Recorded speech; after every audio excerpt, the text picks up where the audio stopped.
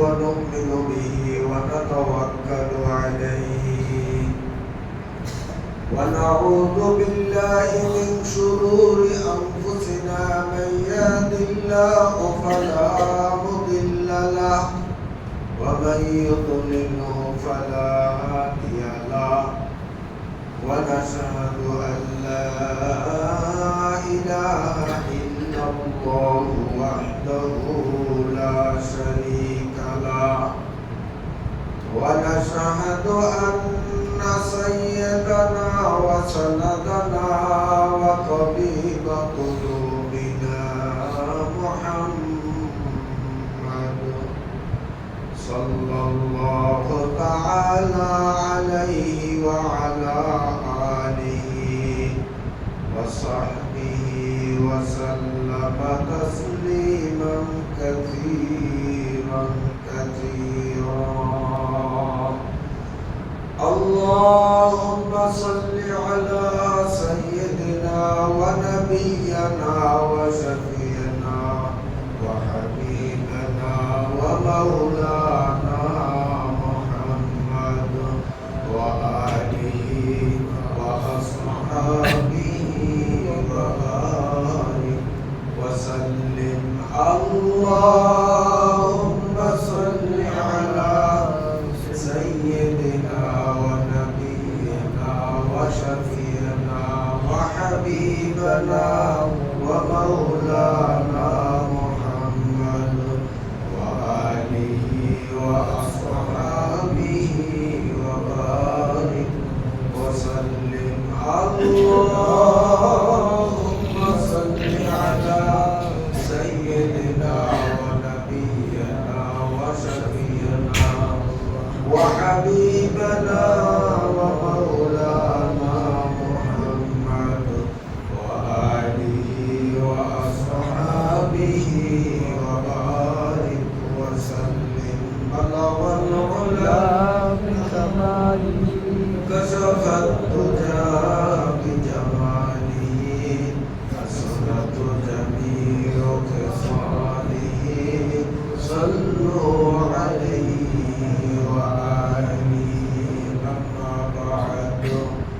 فأعوذ بالله من الشيطان الرجيم بسم الله الرحمن الرحيم والفجر وليال عشر والشفع والوتر والليل إذا يسر هل في ذلك قسم لذي حجر ألم تر كيف فعل ربك بعاد إرم ذات العماد التي لم يخلق مثلها في البلاد وثمود الذين جابوا الصخر بالواد وفرعون ذي الأوتاد صدق الله مولانا العظيم وصدق نبينا الكريم ونحن على ذلك لمن الشاهدين আলহামদুলিল্লাহ আল্লাহ পাকের শুকরিয়া যে আল্লাহ আমাদেরকে সুস্থ শরীর নিয়ে জুমার নামাজ আদায়ের উদ্দেশ্যে আল্লাহর ঘরে আসার মতো সুযোগ দান করলেন আলহামদুলিল্লাহ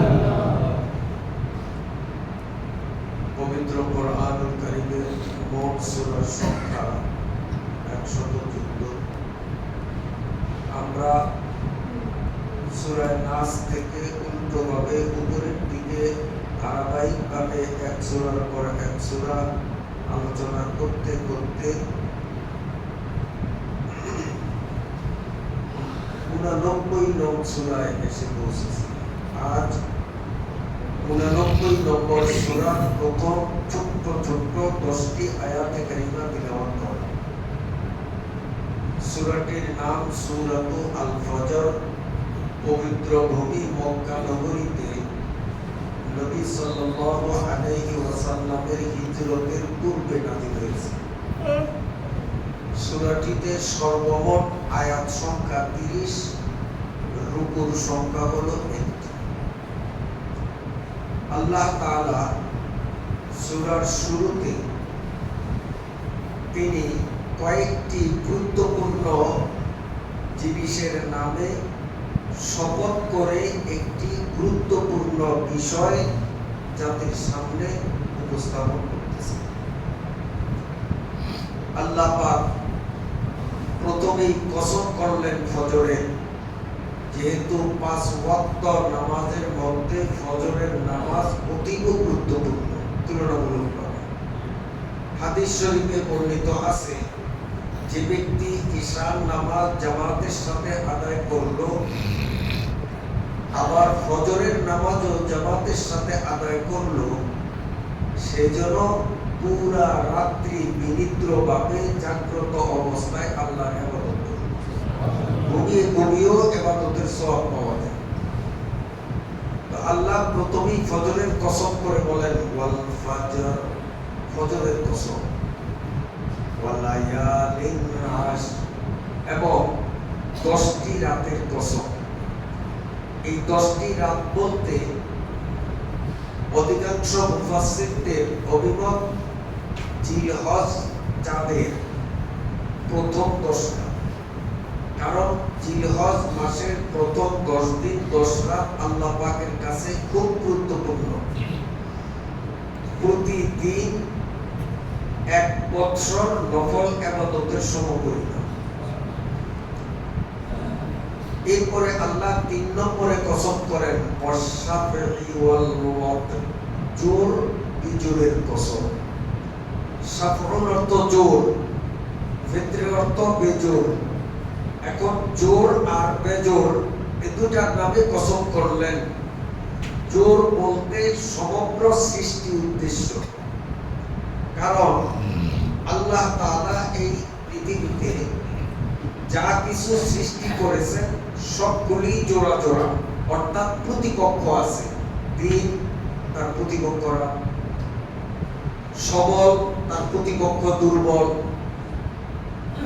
এভাবে ধনী তার প্রতিপক্ষ গরিব। এভাবে পুরুষ তার বিপরীতে নারী। এক কথায় এই পৃথিবীতে যা কিছু সব জোড়ায় জোড়ায়, সব কিছুর প্রতিপক্ষ আছে। কিন্তু একক সত্তা আল্লাহ রাব্বুল আলামিন, তিনি এমন যে তার কোনো সমকক্ষ, প্রতিপক্ষ বা দ্বিতীয় কেউ নেই। তিনি আদিকাল থেকেই একক, চিরকাল থাকবেন একক।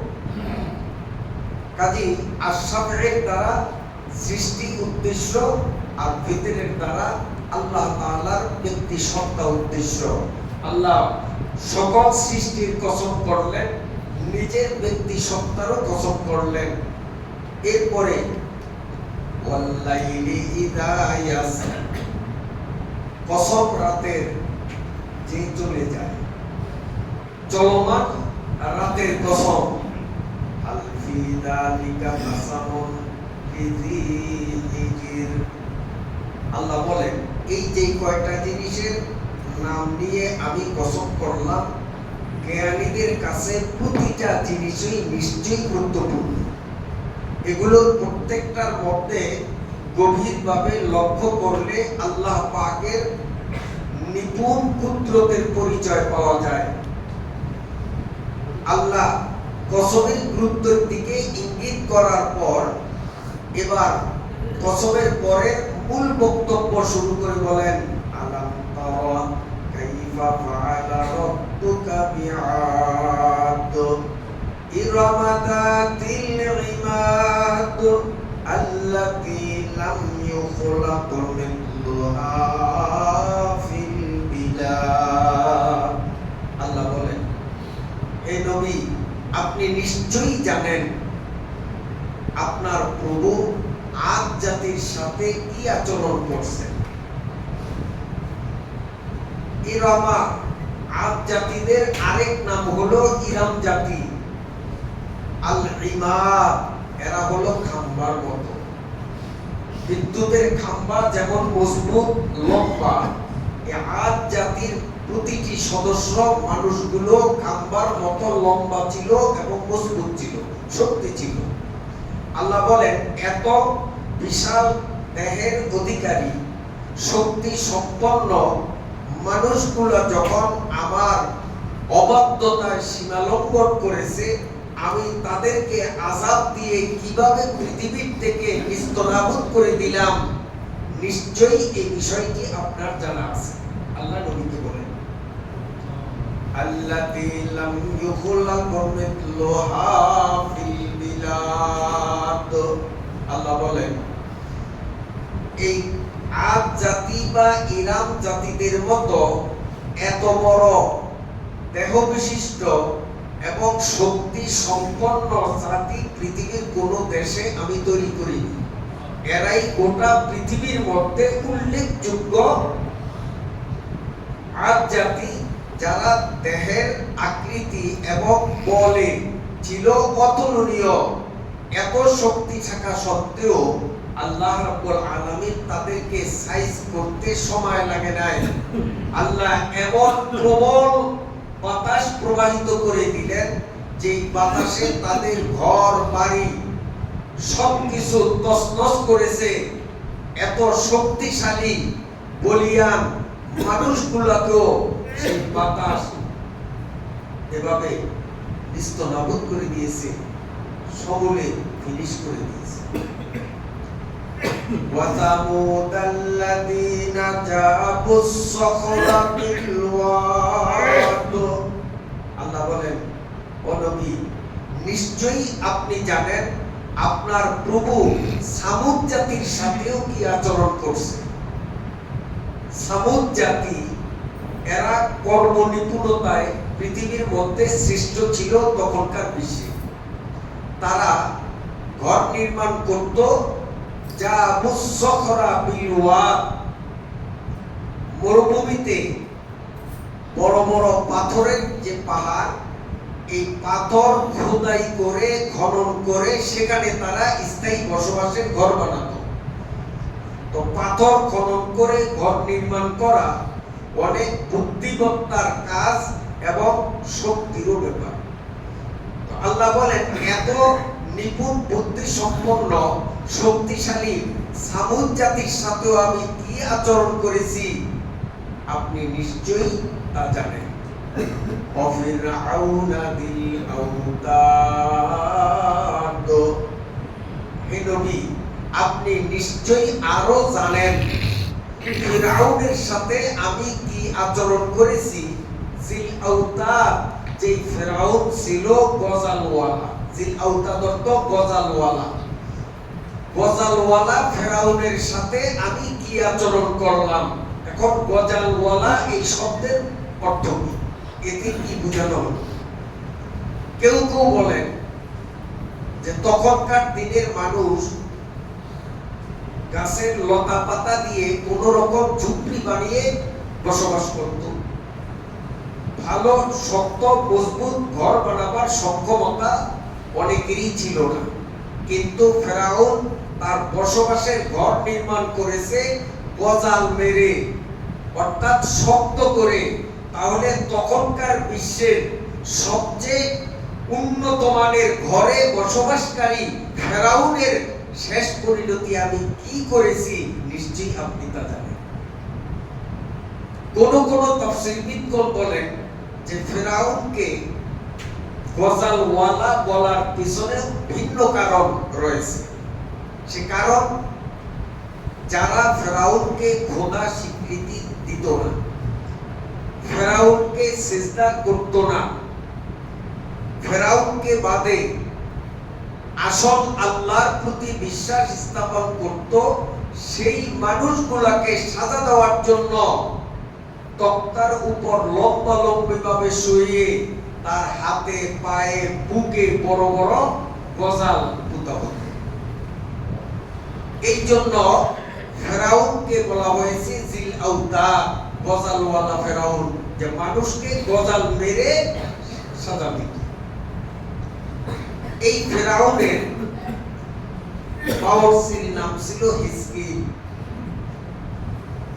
হিজকিল ফেরাউনের বাড়িতেই রান্না বান্না ইত্যাদি এগুলো প্রস্তুত করার কাজে নিয়োজিত থাকলেও গোপনে গোপনে হিজকিলও এক আল্লাহতে বিশ্বাসী, কিন্তু তার ঈমান ছিল খুব গোপন, কেউ জানতো না। গোপনে গোপনে সে পাক্কা ঈমানদার। এবং হিজকিলের ফ্যামিলি সদস্যের প্রত্যেকজন এক আল্লাহতে বিশ্বাসী ছিল। হিজকিলের স্ত্রী ফেরাউনের বড় মেয়ের পরিচর্যার কাজে নিয়োজিত ছিল। ফেরাউনের মেয়েকে গোসল করানো, খানা খাওয়ানো, তার কাপড় চোপড় তাকে পরিয়ে দেওয়ানো, তার মাথার চুল বিন্যাস করানো ইত্যাদি। অর্থাৎ ফেরাউনের মেয়ের পরিচর্যার কাজে হিজকিলের স্ত্রীকে নিয়োগ। হিজকিলের স্ত্রীও কিন্তু ঈমানদার, গোপনে গোপনে ঈমানদার, কেউ জানতো না। একদিন ফেরাউনের মেয়ের মাথা চিরুনি করতেছে, হাত থেকে হঠাৎ চিরুনিটা খসে মাটিতে পড়ে গেল। পড়ে যাওয়ার সাথে সাথেই ইন্না লিল্লাহি ওয়া ইন্না ইলাইহি রাজিউন এই শব্দটি তার মুখ থেকে অনায়াসে উচ্চারিত হলো। কারণ ঈমানদার ব্যক্তি কোন বিপদের সম্মুখীন হলেই অনায়াসে তার মুখ থেকে উচ্চারিত হয় ইন্না লিল্লাহি ওয়া ইন্না ইলাইহি রাজিউন। হাদিস শরীফে বর্ণিত আছে, একদিন সন্ধ্যা রাতে বাইরের বাতাসের থাবায় নবীজির বাতিটা নিভে গেল। বাতি নিষ্প্রভ হওয়ার সাথে সাথে আল্লাহর নবী উচ্চ স্বরে ইন্না লিল্লাহি ওয়া ইন্না ইলাইহি রাজিউন। হযরত আয়েশা সিদ্দিকা রাদিয়াল্লাহু তাআলা আনহা বললেন, ইয়া রাসূলুল্লাহ, ইন্না লিল্লাহ পড়ার বিধান তো হলো কোন বিপদের সম্মুখীন হলে বাতি নিভে গেছে, বাতিটা আবার জ্বালিয়ে দেব, এখানে আবার ইন্না লিল্লাহ কি প্রয়োজন? নবী আলাইহিস সালাম বললেন যে এখন আমাদের মনের দাবি ঘর আলোকিত থাকুক, কিন্তু আমার মনের অভিপ্রায়ের বিপক্ষে বাতিটা আলোকিত হয়ে গেল, নিভে গেল, এটাও তো এক প্রকারের বিপদ। অতএব ঈমানের তাড়নায় ইন্না লিল্লাহ এখানে পড়াই বাঞ্ছনীয়। ঠিক আমরা বিদ্যুৎ যারা ব্যবহার করি, আকস্মিক বিদ্যুৎ চলে গেল, বাতি নিভে গেল, ফ্যান বন্ধ হয়ে গেল, সাথে সাথে আমাদের মধ্যে ইন্না লিল্লাহ ওয়া ইন্না ইলাইহি রাজিউন, এবং এটা ঈমানের দাবি। তো হিজকিলের স্ত্রী ফেরাউনের মেয়ের পরিচারিকা, তিনি ইন্না লিল্লাহ বলার সাথে সাথে ফেরাউনের মেয়ে চমকে গেল। রক্তিম চক্ষু দিয়ে যখন তার দিকে তাকালো, তিনি তখন বললেন, ধ্বংস হোক সে ব্যক্তি যে আল্লাহ পাকের অস্তিত্বকে স্বীকার করে না, আল্লাহর একাত্মতায় অবিশ্বাসী, তাদের ধ্বংস হোক। এ কথা বলার সাথে সাথে ফেরাউনের মেয়ে ওখান থেকে এক দৌড়ে চলে গেল ফেরাউনের কাছে, গিয়ে কান্না শুরু করছে। বাবা কান্নার কারণ জানতে চাইলে মেয়েটি বলে, আব্বু আপনি হলেন মিশরের বড় খোদা, নাউজুবিল্লাহ, আর আপনার ঘরের চাকরানী, আপনার বাবরসির স্ত্রী, সে আপনাকে বাদে অন্য আরেক খোদার উপর ঈমান এনেছে, মুসার খোদাকে সে স্মরণ করে। আপনি কি জানেন? ফেরাউন তেলে বেগুনে গরম হয়ে সাথে সাথে হিজকিলের স্ত্রী মাসে তাকে ডাকলেন। কারণ জিজ্ঞেস করলে মাসেতা তখন স্পষ্ট ভাষায় নির্ভয়ে জবাব দিয়ে দিলেন, হে ফেরাউন, আমি যা বলেছি সত্যি বলেছি, কপাল ভালো থাকতে তুমি এখনো তওবা করো, এক আল্লাহতে বিশ্বাসী হও, নইলে তোমার দুনিয়াও বরবাদ, আখিরাতও বরবাদ।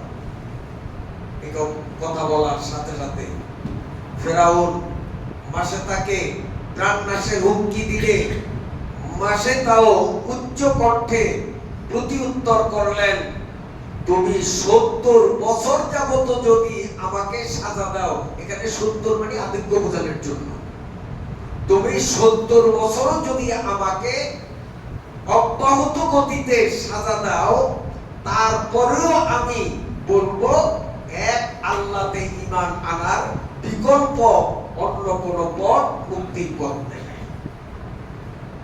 এই কথা বলার সাথে সাথে পাপিষ্ঠ ফেরাউন এই মাসেতার ঈমানদার রমণীর 4টা মেয়ে সন্তান, বড় মেয়েটাকে গ্রেফতার করলো, তার হাতে পায়ে শক্ত করে রশির পাত পরিয়ে দিল।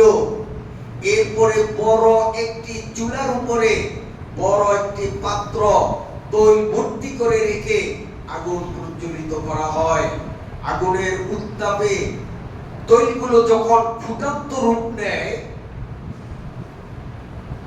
এই পাপিষ্ঠ ফেরাউন মাসেতার চোখের সামনে হাত পা বাঁধা তার নিরপরাধ মেয়েটাকে ফুটন্ত তৈলের কড়াই কিনারে এনে বলে, মাসেতা, এখনো তুমি মুসার আল্লাহকে বাদ দিয়ে আমাকে রব বলে স্বীকৃতি দাও, নইলে তোমার সন্তানকে গরম তেলে। মাসেতা দু চোখের পানি ছেড়ে দিয়ে বললেন, তুমি আমার মেয়েকে হত্যা করবে আর মেয়ের মায়ায় পড়ে আমি আমার আল্লাহর থেকে ঈমানকে আমি এভাবে সরিয়ে নিব, তুমি কি মনে করেছো ঈমানদারের কাছে ঈমানের দাম তার সকল কিছুর থেকে অনেক উপরে? বলতে না বলতে গর্ভধারিণী মা দুঃখিনীর চোখের সামনে নিষ্পাপ মেয়েটিকে গরম তেলে ফেলতে দেরি মেয়েটা শহীদ হতে একটু দেরি, লাশ হয়ে গরম তেলের পৃষ্ঠদেশে ভাসমান। মাসেতা একবার আকাশের দিকে তাকায়, একবার গরম কড়াইয়ের দিকে তাকায়, আর আল্লাহ পাককে ডেকে ডেকে বলেন, আল্লাহ, ঈমানের অগ্নি পরীক্ষায় আর তুমি আমাকে কত জ্বালাতন দিবে?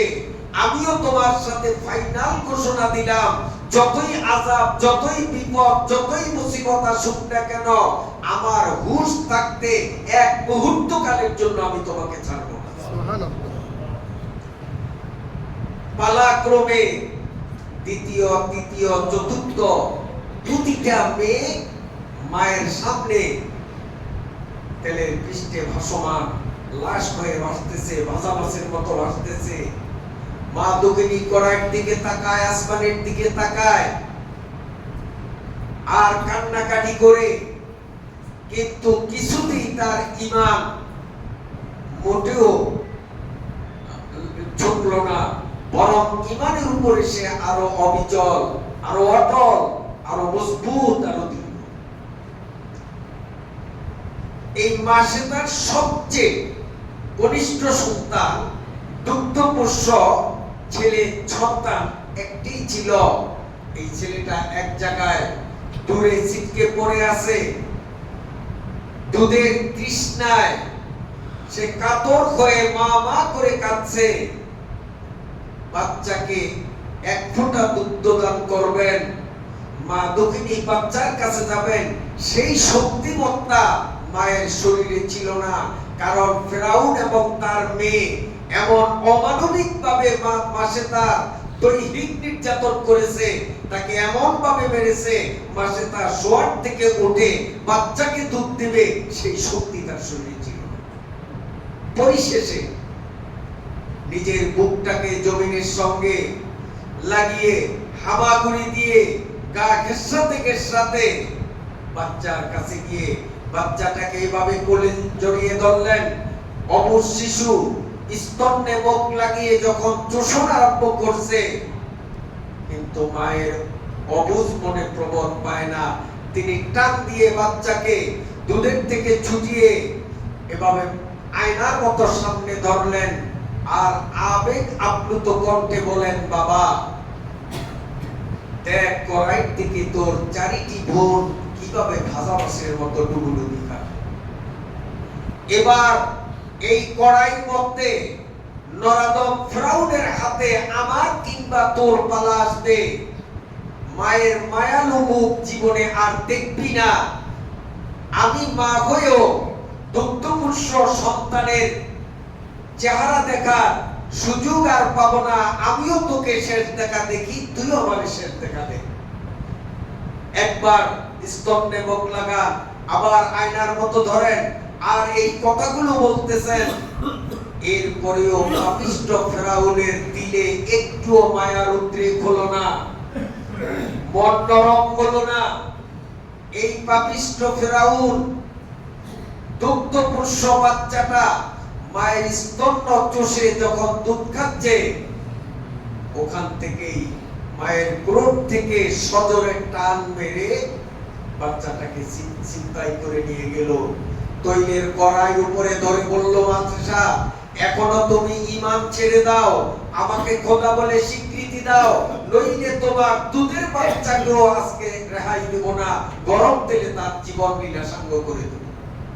মাসে তার চিৎকার মেরে বললেন, হে ফেরাউন, আমার 4টা মেয়েকে শহীদ করলি, এবার আমার দুধের পোষ্য বাচ্চাকে তুই শহীদ করতে তেলের কড়াই কিনারে নিলি।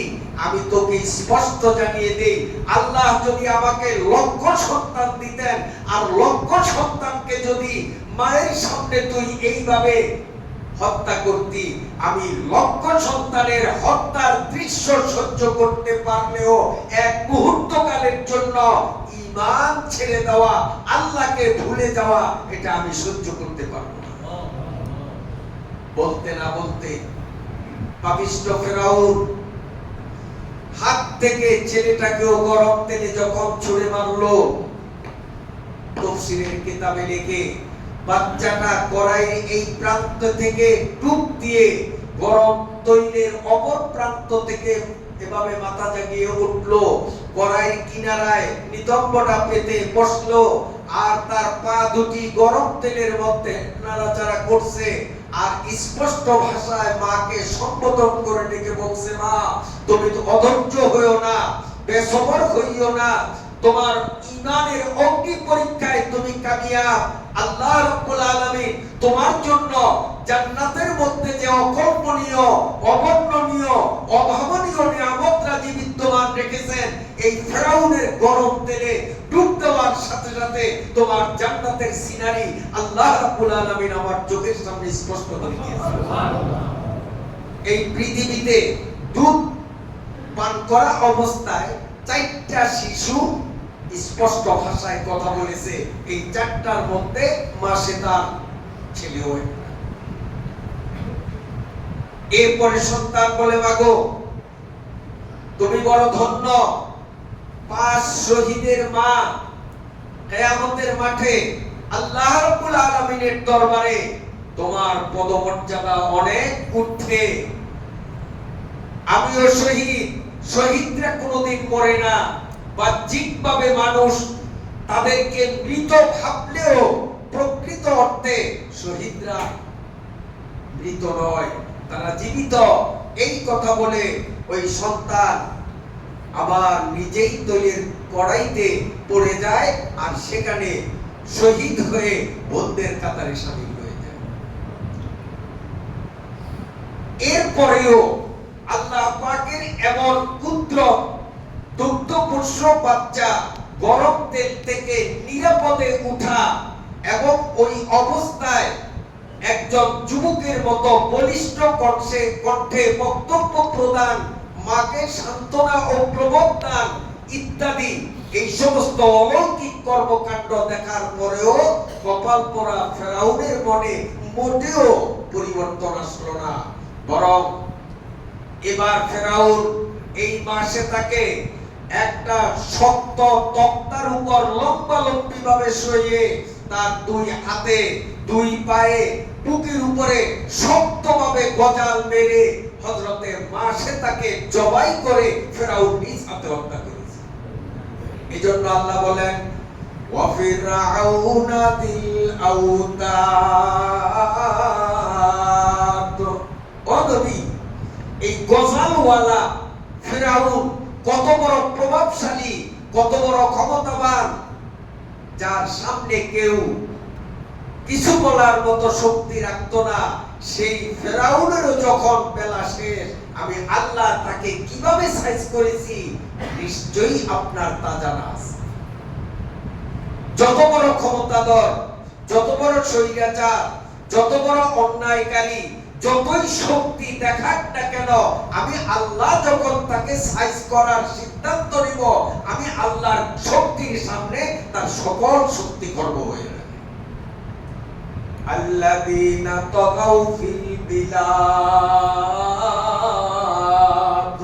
আল্লাহ বলেন কওমে আদ, যার আরেক নাম ইরাম জাতি, কওমে সামুদ এবং ফিরাউন, এই তিন জাতি, আল্লাযীনা এরা তিনটা, তিন দল, তাগাউ ফিল বিলাদ, এরা দেশের মধ্যে নৈরাজ্য সৃষ্টি করেছে, এরা ফাসাদ সৃষ্টি করেছে, এরা এইভাবে সন্ত্রাসী কর্মকাণ্ড করেছে, স্বৈরাচার হয়েছে। কিন্তু আমি আল্লাহ যখন তাদেরকে সাইজ করার সিদ্ধান্ত নিয়েছি, তাদের সকল শক্তি, সকল ষড়যন্ত্র, সকল প্ল্যান প্রোগ্রাম সব কিছু নস্বাত হয়ে গেছে। আমি আল্লাহর সামনে কেউ টিকতে পারি না। ফাকসারু ফি আল ফাসাদ,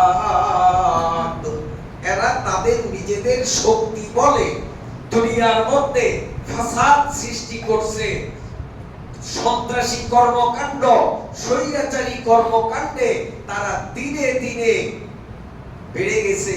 কিন্তু আমি আল্লাহ সময় মতো তাদেরকে সাইজ করেছি। আল্লাহ এই কথাগুলো বলার মাধ্যমে বুঝাইতেছেন যে আগেকার দিনের এত বড় শক্তিশালী গোষ্ঠী, জাতি, ব্যক্তিকে আমি আল্লাহ সাইজ করাটা আমার জন্য কঠিন ছিল না। আর বর্তমান সময়ের যারা আমার অবাধ্য হয়ে আছো, তোমরা তো তাদের তুলনায় হিসাবেই পড়ো না। তো এত বড় শক্তিশালীদেরকে যখন সাইজ করা আমার জন্য ওয়ান টুর ব্যাপার, তো তোমাদের ব্যাপারে তো কোনো কথাই হয় না। কারণ তাদের তুলনায় তোমাদের না আছে সেই ব্যথা, না আছে সেই শক্তি, না আছে সেই ষড়যন্ত্র, কিছুই নাই। তাদের তুলনায় তোমরা অনেক দুর্বল, অনেক দুর্বল। শক্তিশালীদেরকে আমি সাইজ করেছি, তোমাদের মতো দুর্বলদের সাইজ করতে আমার কর্তব্য। তাফসীরের কিতাবে লেখে ফেরাউনকে গজালওয়ালা বলার পিছনে আরো একটা কারণ, তাকে গজালওয়ালা, ওয়া ফিরআউনা জিল আওতাদ, গজালওয়ালা ফেরাউন, তাকে গজালওয়ালা ফেরাউন বলার পেছনে আরো একটি ঘটনা। সেই ঘটনা হলো ফেরাউন ছিল নারী লোভী, সুন্দরী, লাবণ্যময়ী। কোন তরুণীর সংবাদ যদি তার কাছে পৌঁছাতো, তখন সে ছলে বলে কলে কৌশলে যে কোনো ভাবেই হোক সেই সুন্দরী তরুণীকে উপভোগ করত। সে ছিল নারী লোভী। ওই দেশের মধ্যেই আসিয়া নামে একটি মেয়ে, তখনকার বিশ্বের ফার্স্ট লেডি, গোটা দুনিয়ার মধ্যে তখন আসিয়ার মতো এত লাবণ্যময়ী, আকর্ষণীয় চেহারার অধিকারিণী অন্য কোনো মেয়ে ছিল না। বিশ্বসেরা সুন্দরী হযরতে আসিয়া। কিন্তু আসিয়া নিজেও ঈমানদার, আসিয়ার মা বাবা, ফ্যামিলি সদস্য সকলেই ছিল ঈমানদার। ফেরাউন যখন আসিয়ার সৌন্দর্যতা জানতে পারলো, তখন তার সৈন্যবাহিনী নিয়ে, বিশাল এক বহর নিয়ে আসিয়াদের বাড়ি ঘেরাও করলো। সেখান থেকে আসিয়াকে উদ্ধার করলো। বিয়ের প্রস্তাব দিলে আসিয়া সাথে সাথেই মুখের উপরেই প্রত্যাখ্যান করলেন। তিনি বলেন, হে ফেরাউন, তুমি রাষ্ট্র ক্ষমতার মালিক, অনেক প্রভাব প্রতিপত্তি বল তোমার আছে, রাষ্ট্রযন্ত্র ব্যবহার করে যা খুশি তাই তুমি করতে পারো।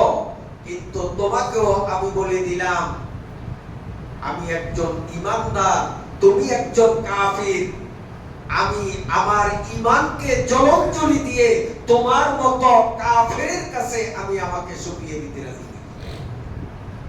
মেয়েটি স্পষ্টভাবে ফেরাউনের সামনে যখন তার প্রস্তাবকে প্রত্যাখ্যান করলেন, পাপিষ্ঠ ফেরাউন তাকে গ্রেফতার করে বল প্রয়োগ করে বাড়ি থেকে অপহরণ করে নিয়ে যায়। হযরতে বিবি আসিয়া প্রতিমধ্যে মনে মনে আল্লাহর সাথে কন্ট্যাক্ট করতেছেন।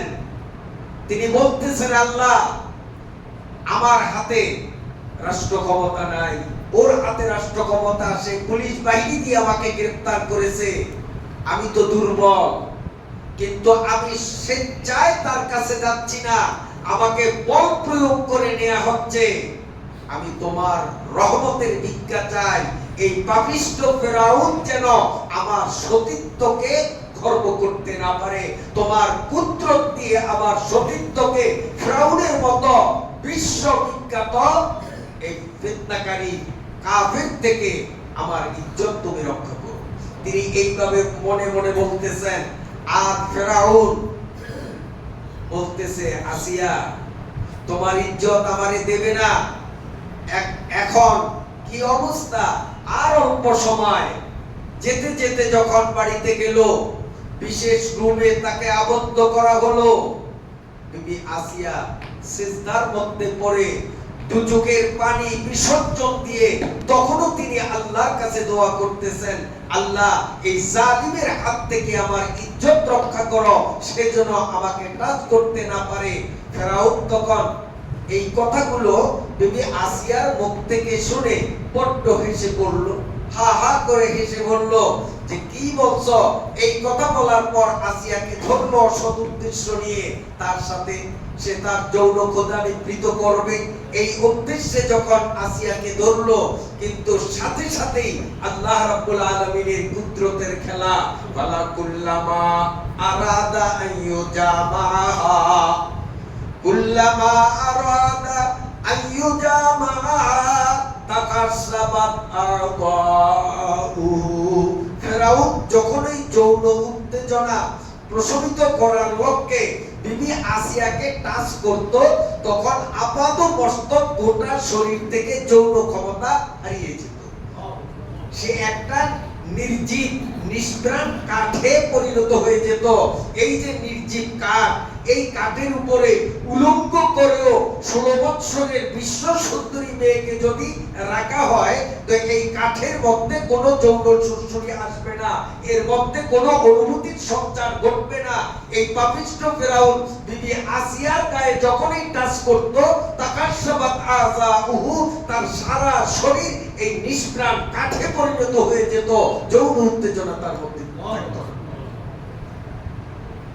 সাআলতা আবদি ওয়া আনতা ফি কানাফি ওয়া কুল্লামা কুলতা কাদ সামি'নাহু ইদা খালা ফি যালামি মুবতাইলা আজাবাহুল্লাহু তুম্মা লাব্বাহু।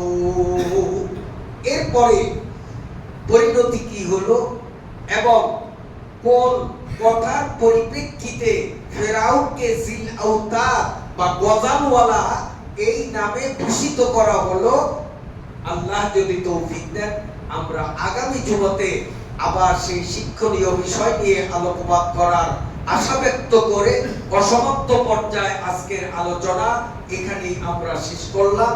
যাদের সুন্নত বাকি 4 রাকাত পড়ে নেই, ওয়া আখিরু